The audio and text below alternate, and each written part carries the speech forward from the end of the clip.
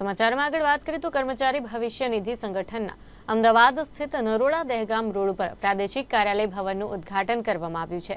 ભારત સરકારના શ્રમ અને રોજગાર, યુવા બાબતો અને રમતગમત મંત્રી ડોક્ટર મનસુખ માંડવિયા દ્વારા વર્ચ્યુઅલી ઉદ્ઘાટન કરવામાં આવ્યું। અમદાવાદ ખાતે કર્મચારી ભવિષ્ય નિધિ સંગઠનની પ્રાદેશિક કચેરીની અદ્યતન ઇમારતનું નરોડા દહેગામ રોડ પર નિર્માણ કરવામાં આવ્યું છે। નરોડાના નવા કાર્યાલયના ભવનનું ભારત સરકારના શ્રમ અને રોજગાર, યુવા બાબતો અને રમતગમત મંત્રી ડોક્ટર મનસુખ માંડવિયા દ્વારા વર્ચ્યુઅલી ઉદ્ઘાટન કરવામાં આવ્યું હતું। નરોડા દહેગામ રોડ પર સ્થિત ભવિષ્ય નિધિની નવી પ્રાદેશિક કચેરીની ઇમારતમાં ગ્રાઉન્ડ ફ્લોર સહિત 4 માળ છે, જેમાં સ્ટેટ અને બેઝમેન્ટ પાર્કિંગ છે, જે સૌર ઉર્જા અને એલઈડી લાઇટ આધારિત સુવિધાઓથી સજ્જ છે। દિવ્યાંગજનો માટે સરળ પ્રવેશ માટે સુલભ ભારત અભિયાન હેઠળ નિર્ધારિત ધોરણોનું પાલન પણ કરવામાં આવ્યું છે। નરોડા પ્રાદેશિક કચેરી હાલમાં અમદાવાદ જિલ્લાના કેટલાક ભાગો, ગાંધીનગર, મહેસાણા, પાટણ, બનાસકાંઠા અને સાબરકાંઠા તથા અરવલ્લી અને વાવ થરાદ જિલ્લા પર અધિકાર ક્ષેત્ર ધરાવે છે।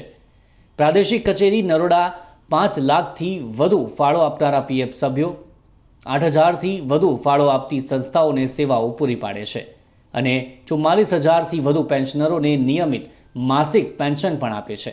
આ નવી ઓફિસ પીએફ સભ્યો, પેન્શનરો અને સંસ્થાઓને સામાજિક સુરક્ષા લાભોની ઝડપી, કાર્યક્ષમ અને વધુ સારી સેવાઓ પૂરી પાડવામાં મહત્વપૂર્ણ ભૂમિકા ભજવશે।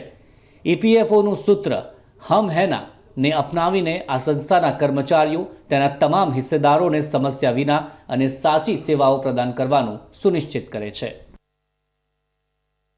आज हमारे जो क्षेत्रीय कार्यालय नरोड़ा है, उसके अभी जो हम जिस भवन में खड़े हैं, नया भवन है, उसका माननीय हमारे केंद्रीय श्रम एवं रोजगार मंत्री और युवा मामले और खेल मंत्री श्री मनसुख मांडविया जी, उनका आज इस भवन का उन्होंने उद्घाटन किया है।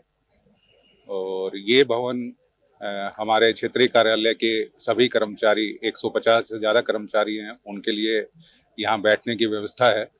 और चूँकि ये हमारा ऑफिस गुजरात के 8 राज्यों में अपनी सेवाएं प्रदान करता है, तो और जिसके अंतर्गत 8,000 से ज़्यादा संस्थाएं हैं और 5 लाख से अधिक पीएफ मेंबर्स हैं, 45,000 के करीब हमारे पेंशनर्स हैं।